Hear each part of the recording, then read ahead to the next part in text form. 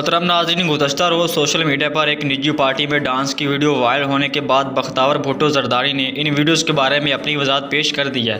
तफसील के मुताबिक सोशल मीडिया पर पैगाम जारी करते हुए बख्तावर भुट्टो ज़रदारी ने कहा है कि ना ही मैं इस वीडियो में हूँ और ना ही कोई मेरा इससे ताल्लुक़ है।